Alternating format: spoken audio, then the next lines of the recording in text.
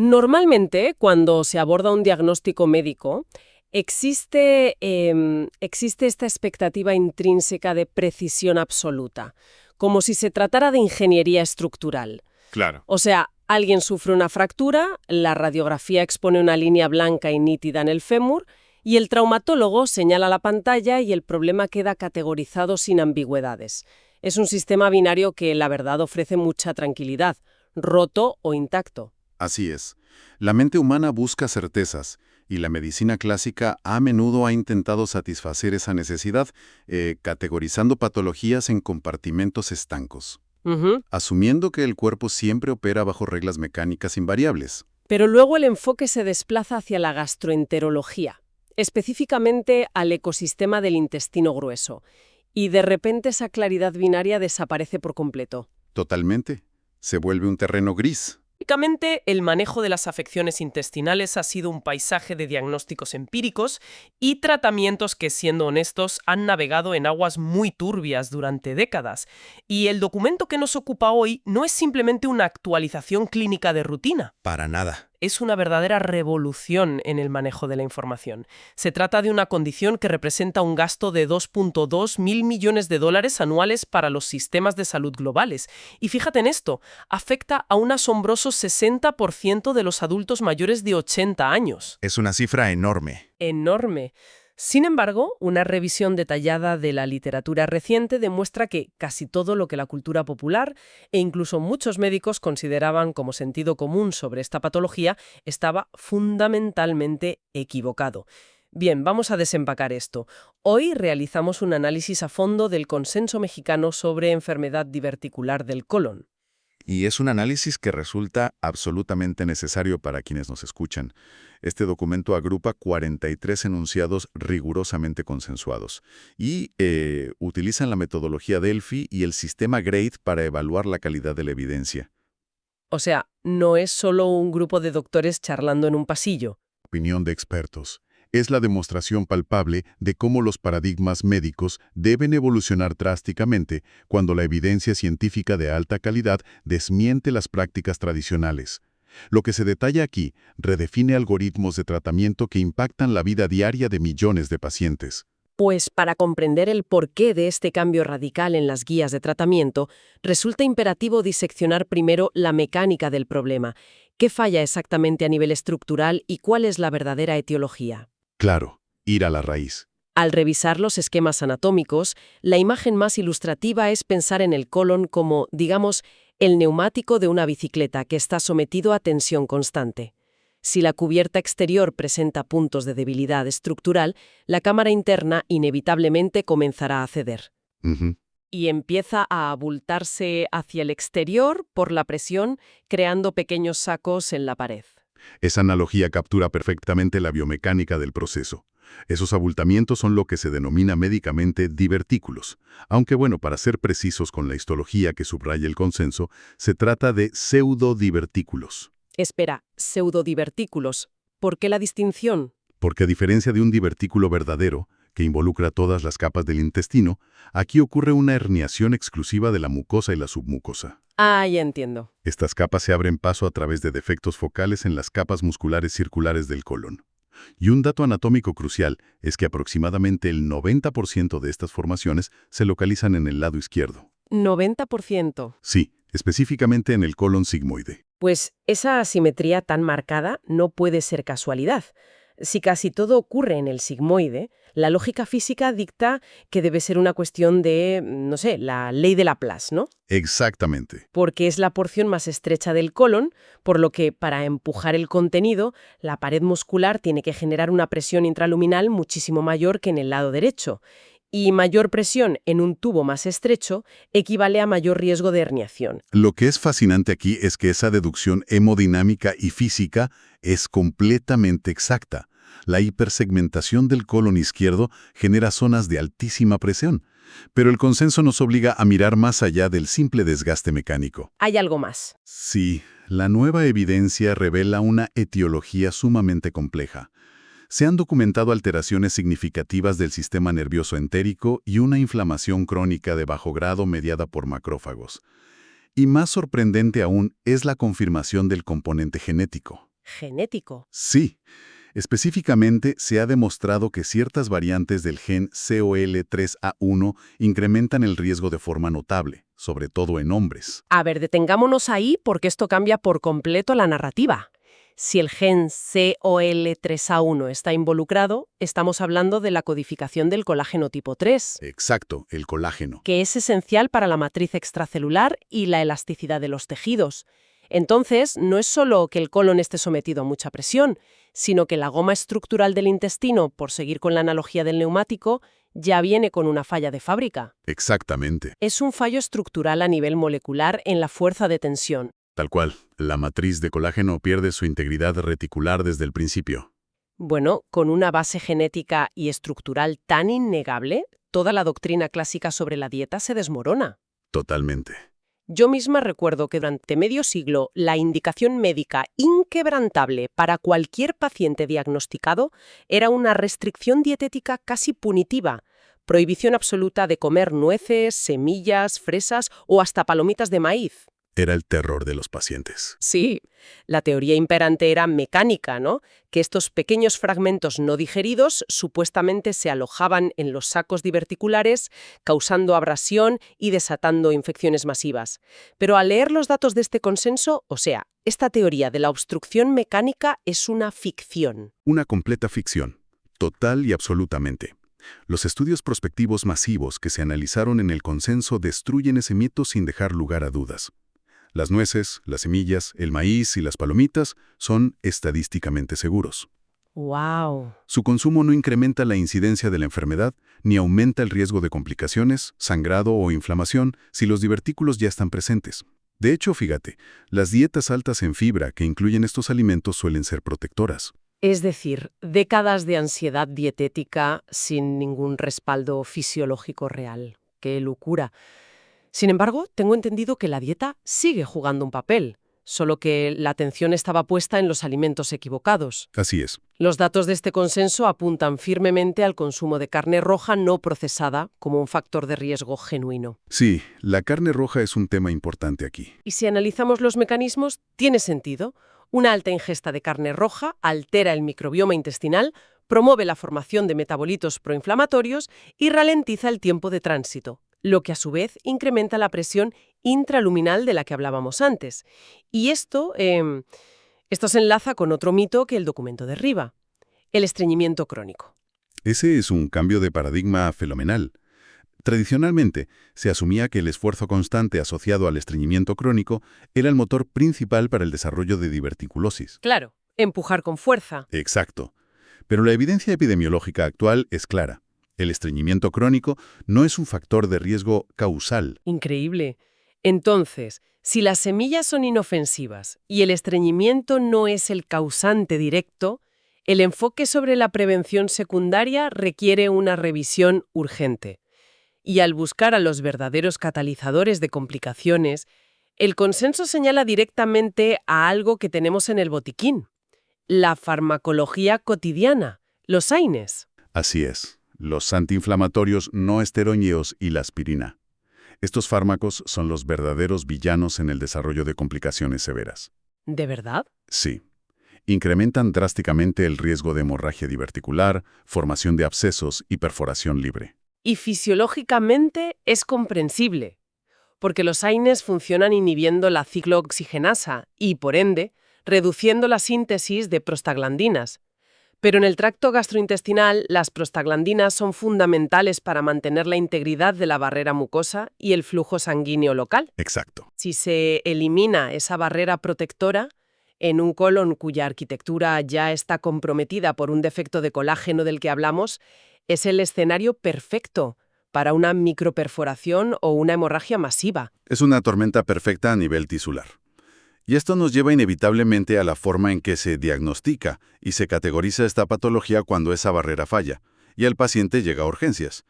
Porque es fundamental entender que el espectro de la enfermedad es muy amplio y la progresión no es una línea recta predecible. El 80% de los casos identificados caen en la categoría de diverticulosis, que es simplemente la presencia anatómica de los pseudodivertículos de forma completamente asintomática. Claro, el hallazgo incidental típico, Una persona puede pasar toda su vida albergando estos sacos sin experimentar un solo síntoma. El reto clínico aparece con el 20% restante que progresa a la enfermedad diverticular. Y aquí hay una distinción clave que el consenso hace: la enfermedad diverticular no complicada sintomática. Conocida por sus siglas en inglés como SUD, exacto. SUD, frente a la diverticulitis aguda. Esa distinción es vital. En el escenario del SUD existe dolor recurrente, alteraciones en el hábito intestinal y distensión, pero sin evidencia clínica o macroscópica de inflamación aguda. Es como un malestar constante. Sí, es un dolor crónico, quizás ligado a esa inflamación de bajo grado o a una neuropatía entérica. La diverticulitis aguda, por otro lado, es un evento inflamatorio agudo, que generalmente es precipitado por la microperforación de un divertículo, lo que alerta inmediatamente al sistema inmunológico. Aquí es donde se pone realmente interesante el manejo de la fase aguda. Pensemos en el abordaje diagnóstico de urgencia.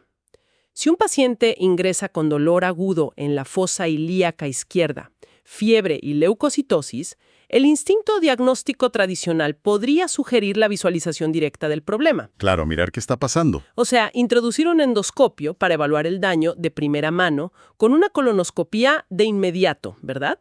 Error. El consenso establece que la colonoscopía está absoluta y categóricamente contraindicada en la fase aguda.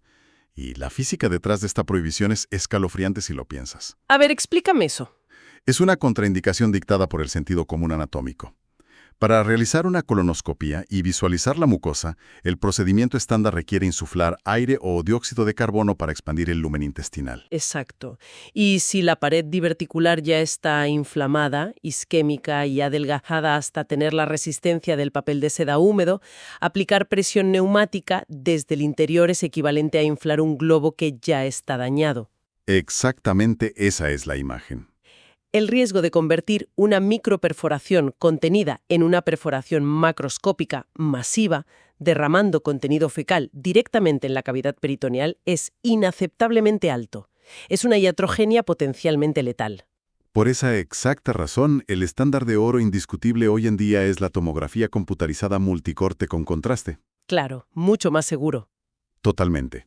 Es no invasiva, no altera la presión intraluminal y ofrece una sensibilidad y especificidad cercanas al 99%. La tomografía permite evaluar hallazgos extramurales que una cámara interna jamás vería, ¿Cómo cuáles? como la alteración de la grasa pericólica, la presencia de aire libre que indica perforación y la formación de colecciones purulentas. Y más importante aún, permite estratificar el riesgo utilizando la clasificación de Hinchey. La escala de Hinchey es verdaderamente el mapa de navegación para la toma de decisiones. Analizando el documento, veo que va desde estadios leves hasta escenarios catastróficos. Un Hinchey 0 o 1 representa una inflamación confinada o un pequeño absceso pericolónico. Sí, los casos más manejables. Pero la gravedad escala rápidamente. El estadio 2 indica un absceso pélvico o retroperitoneal distante, mientras que el estadio 3 marca la peritonitis purulenta generalizada. Y el estadio 4, que es el más temido, indica una peritonitis fecal por una perforación libre y amplia. Un cuadro gravísimo. Y además, la tomografía no es solo diagnóstica. En estadios intermedios, como el Hinchey 2, sirve como guía en tiempo real para el drenaje percutáneo de abscesos, evitando la necesidad de abrir la pared abdominal en ese momento. Y, retomando el tema de la endoscopia que mencionaste antes, el documento aclara que la colonoscopía sí tiene un rol, pero el factor temporal es crítico. O sea, no se descarta por completo. No, pero su uso se reserva estrictamente para la fase postaguda, idealmente entre 4 y 8 semanas después de la resolución clínica del cuadro. Ah, ya cuando pasó el peligro. Exacto. El objetivo en esa ventana no es rediagnosticar la diverticulitis, sino descartar neoplasias ocultas. El cáncer colorectal puede presentar síntomas obstructivos e inflamatorios que mimetizan perfectamente un cuadro diverticular agudo. Tiene mucho sentido, y durante esa evaluación diferida veo que los endoscopistas ya no solo observan pasivamente, sino que aplican escalas de severidad predictivas, como la escala DICA. Así es. Esta escala cuantifica marcadores visuales como la extensión de la enfermedad, la presencia de signos inflamatorios residuales y el tono vascular de la mucosa, para predecir matemáticamente el riesgo de futuras recaídas. Además, permite identificar condiciones superpuestas como la SCAD, la colitis segmentaria asociada a diverticulosis. Que representa un puente inmunológico fascinante entre la enfermedad diverticular y la enfermedad inflamatoria intestinal crónico-idiopática. Es un refinamiento diagnóstico espectacular. Y bueno, una vez que la tomografía ha dictaminado la gravedad mediante la escala de Hinchi, el enfoque terapéutico de qué hacer a continuación ha dado un giro radical respecto a las décadas pasadas. Completamente. Si analizamos la evolución de los algoritmos de tratamiento, la filosofía rectora actual podría resumirse en el principio de que menos es más. Históricamente, el diagnóstico de diverticulitis garantizaba ingreso hospitalario, reposo intestinal absoluto y fluidoterapia intravenosa prolongada. Era el protocolo por defecto. Pero hoy en día la directriz favorece el manejo ambulatorio para los pacientes con diverticulitis aguda no complicada que no presenten comorbilidades severas ni signos de respuesta inflamatoria sistémica. Y esto es un alivio enorme. Exacto. La evidencia demuestra que la eficacia del tratamiento y las tasas de complicaciones son idénticas a las del manejo intrahospitalario. Esto no solo mitiga el riesgo de infecciones nosocomiales para el paciente, sino que representa una optimización masiva de recursos para el sistema de salud. Y fíjate que la desescalada terapéutica alcanza también a la farmacología. Basado en ensayos clínicos aleatorizados robustos como el estudio de Abolo, existe una tendencia emergente y fuertemente respaldada hacia la omisión de antibióticos en casos de diverticulitis no complicada. ¡Wow! Tratar un evento que históricamente se consideraba una infección severa sin usar terapia antimicrobiana requiere un cambio de mentalidad profundo. Sí, pero la fisiopatología actual explica que, en sus fases iniciales y leves, a menudo se trata de un proceso inflamatorio localizado y autolimitado provocado por un microtraumatismo, más que una infección bacteriana invasiva en fase de expansión. O sea, ¿el cuerpo puede con ello? El sistema inmunológico del huésped es perfectamente capaz de contenerlo. Aunque el consenso mantiene la recomendación del uso selectivo de antibióticos orales para ciertos perfiles, el dogma de la cobertura antibiótica universal ha quedado científicamente obsoleto. ¡Qué interesante!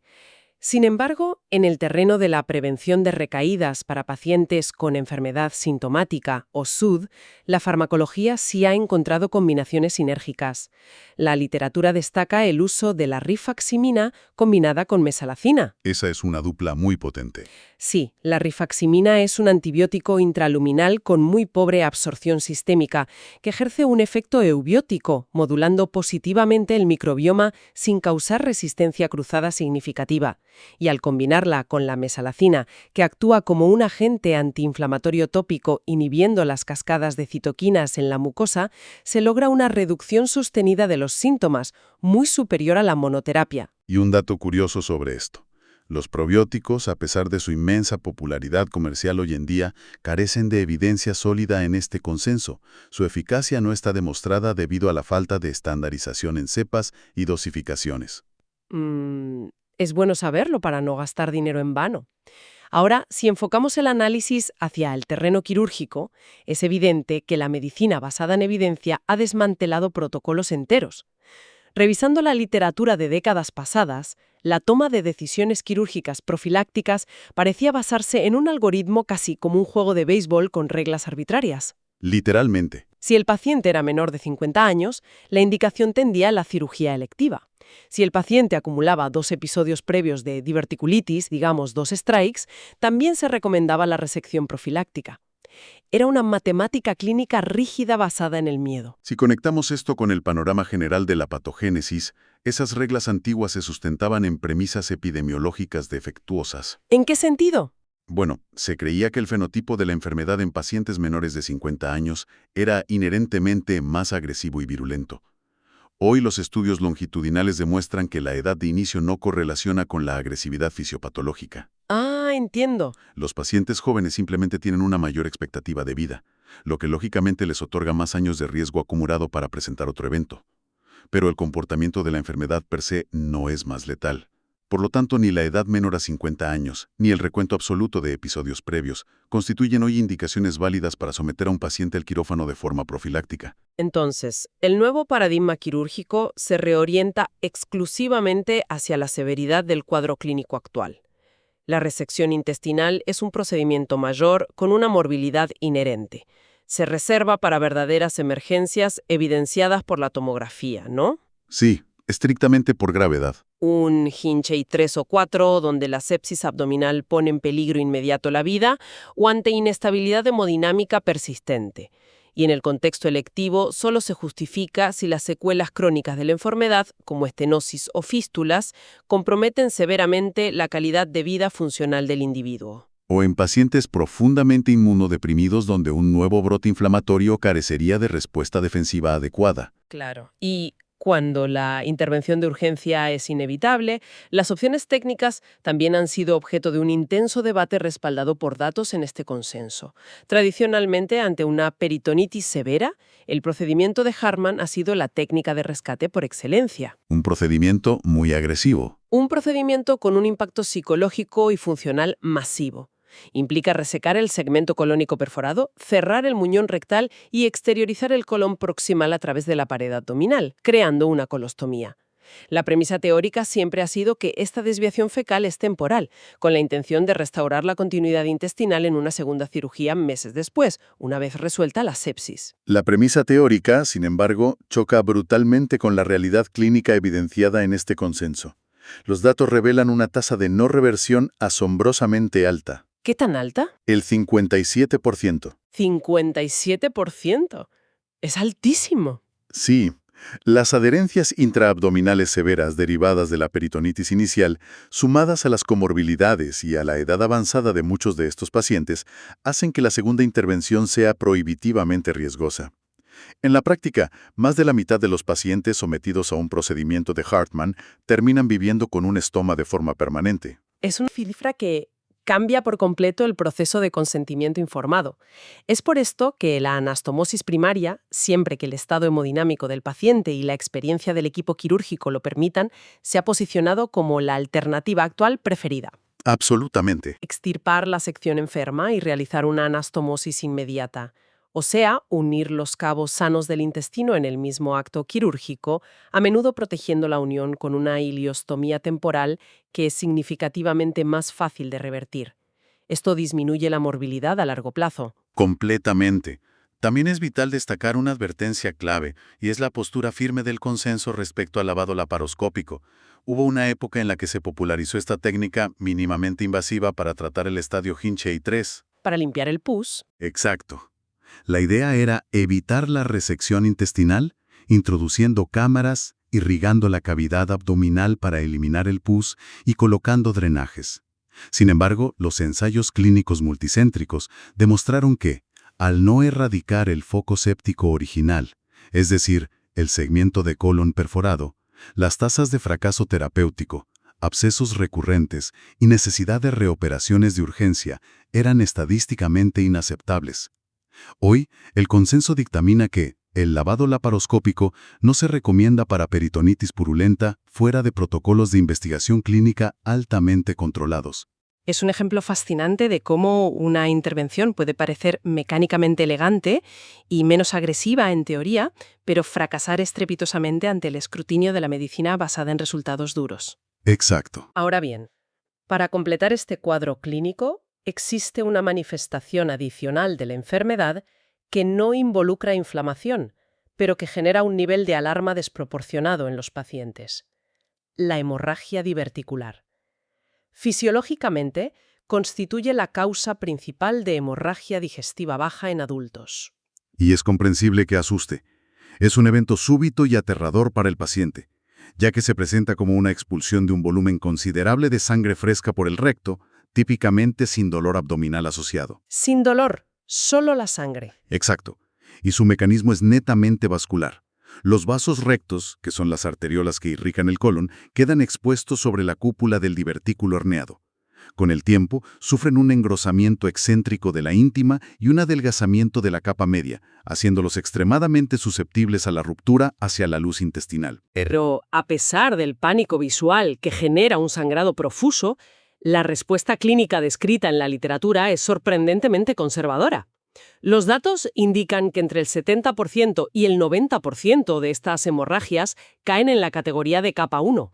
Así es. Esto significa que son eventos autolimitados.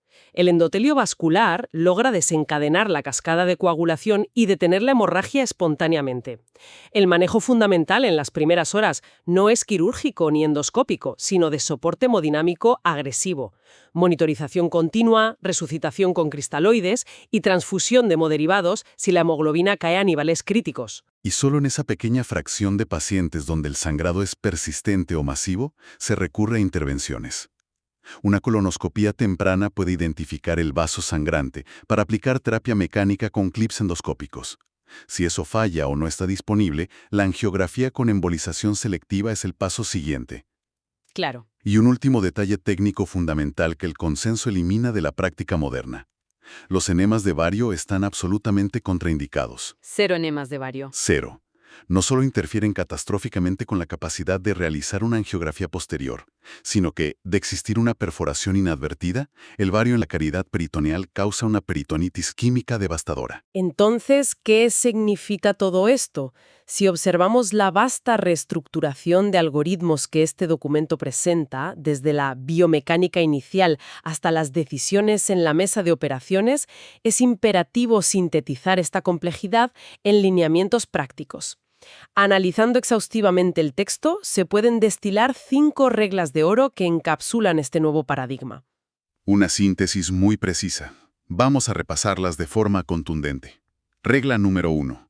Comprender que la progresión no es lineal. O sea, SUD no siempre se vuelve complicada. Exacto.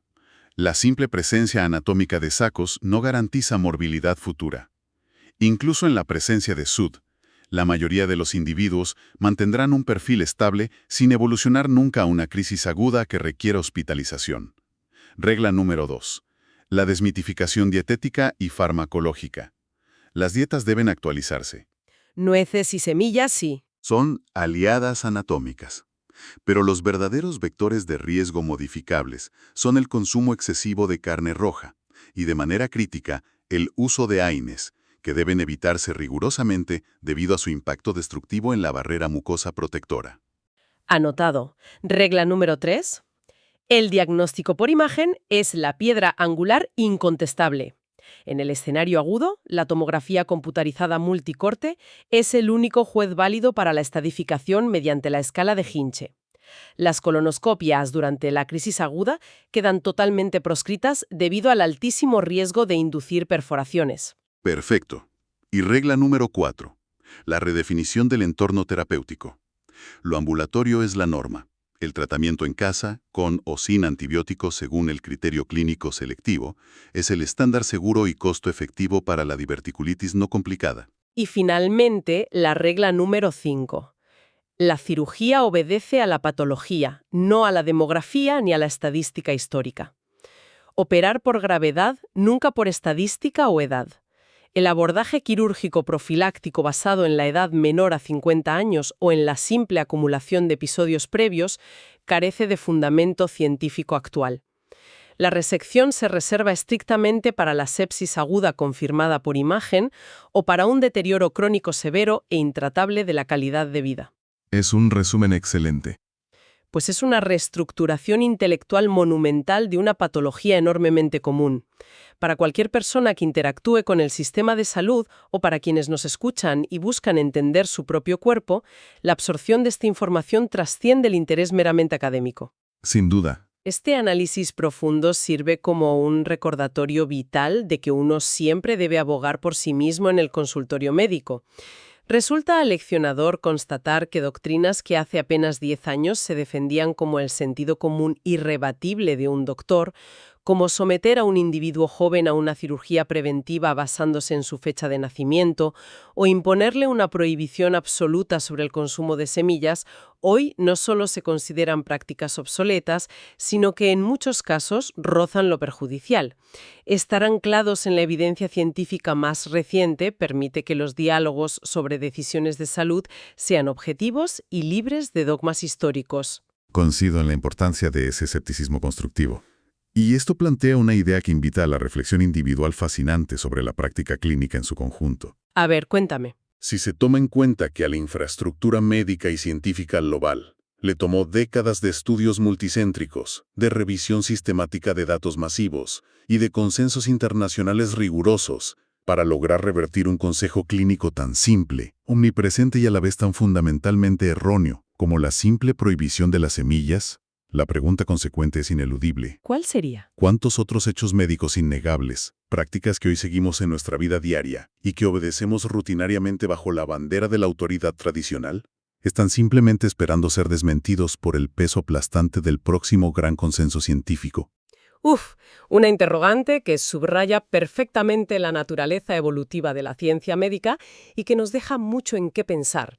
Ha sido sumamente esclarecedor desempacar la fisiopatología, los mitos y los nuevos protocolos de este tema.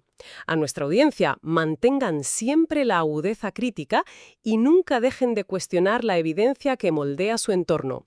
Hasta el próximo análisis a fondo.